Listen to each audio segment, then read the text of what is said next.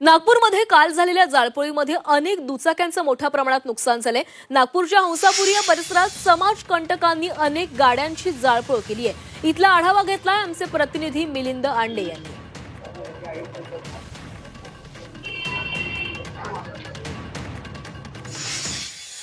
हंसापुरी या परिसरामध्ये आहे। आपण एकंदरीत जर दृश्य बघितलं तर या ठिकाणी टू व्हीलर ज्या आहेत, दुचाक्या ज्या आहेत, त्या दुचाक्या कशा पद्धतीने या ठिकाणी जाळण्यात आलं त्याचं एक दृश्य जी24 तासच्या प्रेक्षकांसाठी मी दाखवण्याचा प्रयत्न करतो। या ठिकाणी सीसीटीव्ही कॅमेऱ्यांची तोडफोड करण्यात आलेली होती। 200 ते 250 जणांचा समुदाय या ठिकाणी आला होता। माझ्या डाव्या बाजूला जर बघितलं तर या ठिकाणी क्लिनिक आहे, ते क्लिनिक फोडून या ठिकाणी घुसण्याचा प्रयत्न त्या संपूर्ण यांनी करण्यात आला होता। आणि त्या ठिकाणी आता ज्या ठिकाणी महानगरपालिकेकडून साफसफाईचं काम सुरू आहे।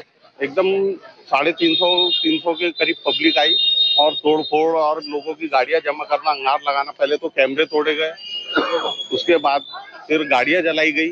गाड़ी जलाने के बाद पथराव भी हुआ और धमकाते हुए इधर उधर लहराते औजार हथियार घूम रहे। आपकी लड़ाई प्रशासन से है या पब्लिक से है? जो नुकसान आप पब्लिक को पहुंचा रहे हो ये ठीक नहीं है। मिलिंद आंडे, जी24 तास, हिंसापुरी, नागपूर।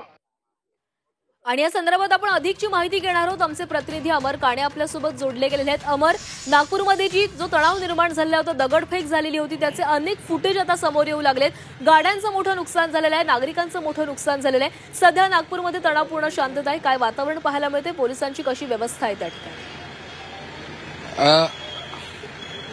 आता 3 झोनमध्ये कर्फ्यू लावण्यात आलेला आहे। जवळपास 10 पोलीस स्टेशन अंतर्गत हा संपूर्ण कर्फ्यू आहे आणि पोलिसांचा चोख मोठा असा बंदोबस्त लावण्यात आलेला। आपण थेट चित्र बघू शकतो किती मोठ्या प्रमाणात पोलीस तैनात करण्यात आले। खरं तर आता हा चिटणीस पार्क चौक जिथे प्रचंड अशी वर्दळ असते, शेकडो हजारो लोक या परिसरात वावरत असतात, आता मात्र पूर्णपणे सामसूम पूर्ण रस्ता दिसतोय। पोलिसात तैनात झालेले दिसत आहे। आपल्यासोबत वरिष्ठ पोलीस अधिकारी राहुल मदने सर सुद्धा आहे, आपण त्यांच्याकडून सुद्धा जाणून घ्या। सर, आता परिस्थिती पूर्ण नियंत्रणात आहे, काय सांगाल? काय परिस्थिती सध्या नियंत्रणात आहे आणि आमचे फिक्स पॉइंट पेट्रोलिंग या ठिकाणी संचारबंदी लागू केलेली आहे आणि पुढील जे काही गुन्ह्याचं तपासाचं किंवा अटकेचं सुद्धा आमचं त्याच्यावर काम सुरू आहे। सर, किती जण काल जखमी झाले? तुमचे काही सहकारी पण काल जखमी झाले? किती जणांना ताब्यात घेण्यात आलेलं आतापर्यंत? त्याच्यामध्ये काय आमचे सिनियर ऑफिसर आहेत, काही स्टाफ आहे, काही इतर अधिकारी पण जखमी आहेत, त्यांच्यावर ट्रीटमेंट चालू आहे आणि काल रात्री 46 लोकांना ताब्यात घेतलेलं आहे। त्यासंबंधी त्यांचे अटकेची प्रोसेस आणि गुन्हे दाखल करण्याची प्रोसेस चालू आहे। सर, सीसीटीव्ही अनेक व्हिडिओ समोर येतात आहे, अनेक सीसीटीव्ही समोर येतात आहे। स्थानिकांचं म्हणणं आहे की काही लोक स्थानिक होते आणि काही बाहेरून सुद्धा आल्याचं सकाळ पोलीस आयुक्त सुद्धा बोलले होते। नेमकं काय तपासात आतापर्यंत आढळून? त्यासंबंधी तपास इतर आमच्या टीम करत आहेत, त्यामुळे त्याबद्दल मला बोलता नाही येणार।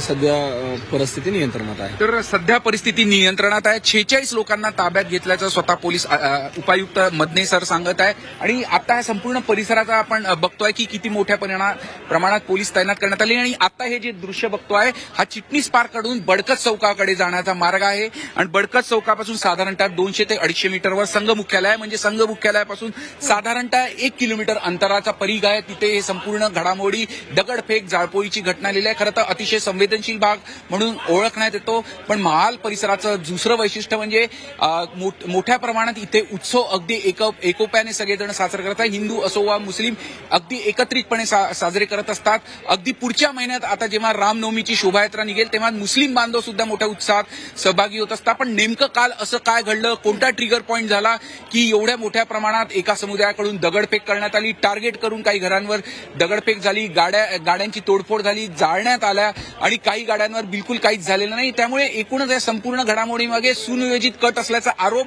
स्वतः मुधोजी राजे भोसले जे नागपूरचे राजे आहेत, मध्य नागपूरचे आमदार प्रवीण दटके यांनी सुद्धा केलाय आणि आता त्या दृष्टीने पोलीस सुद्धा तपास करताय। सीसीटीव्ही फुटेजेस आणि मोबाईलमध्ये काही व्हिज्युअल्स याच्या मदतीने अनेक जणांना पुढील काही काळामध्ये ताब्यात घेण्याची शक्यता आहे। अमर, तुम्ही सांगितल्याप्रमाणे आता सीसीटीव्ही फुटेज आणि मोबाईलमध्ये काही जी दृश्य चित्रित झालेली आहेत त्या अनुषंगाने आता पोलीस तपास करणार आहेत। या सीसीटीव्ही फुटेजमध्ये या आरोपींचे चेहरे स्पष्ट दिसत आहेत, कोणी दगडफेक केली, कशा प्रकारे ही दगडफेक झाली, हल्ला करण्यात आलाय, त्यामुळे पोलीस आता त्यातली तपास यंत्रणा कशा प्रकारे हे काम करणार आहे, काय सांगितलं जातं? पोलिसांचं प्राथमिक टार्गेट जे होतं की परिसरात शांतता कशी निर्माण करता येईल त्याच्यात आता बऱ्यापैकी यशस्वी झाल्याचं दिसून येत आहे. पण या सगळ्यात महत्वाचं काल जी घडामोड घडली होती साधारणतः 7:30 नंतर तीव्रता वाढली. छत्रपती शिवाजी महाराज चौकापासून घडामोडी सुरू झाली आणि आता आपण जिथे उभे आहे त्या चिटणीस पार्क चौकामध्ये सर्वप्रथम दगडफेक सुरू झाली. अश्रुधुराच्या नळकांड सुरू झाला. पोलीस आणि हे समाजकंटक होते त्यांच्या धुमश्चक्री सुरू झाली. अनेक पोलीस कर्मचारी जखमी झाले.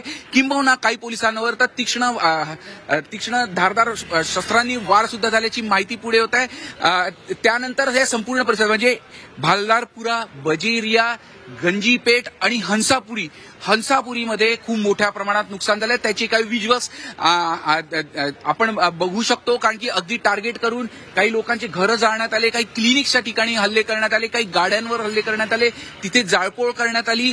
एक दहशत पसरवण्याचा पूर्णपणे प्रयत्न झाला आणि सगळ्यात महत्वाचं म्हणजे जे लोक आले होते ते बाईक घेऊन आलेले होते या महाल परिसरामध्ये. त्यांनी बाईक्स आजूबाजूच्या परिसरामध्ये पार्क केल्या होत्या आणि त्यानंतर त्या समाजकंटकांसोबत ते सहभागी झाले होते आणि त्यांनीही दगडफेक संपूर्ण केली होती. त्यामुळे आता पोलिसांसमोर प्राथमिक हे आहे की या लोकांना इथल्या स्थानिकांमध्ये कोणी मदत केली याची पोलीस रेकी करताय कारण की अनेक स्थानिकांना काही कागदपत्र सापडलं त्याच्यात त्यांचे नाव सुद्धा सापडलेले आहे कारण की काही गाड्या तिथे राहिल्या होत्या त्या जप्त करण्यात आल्या. पोलीस तिथे लोकांनी जप्त केल्या आणि त्या पोलिसांनी स्वाधीन केलेला आहे.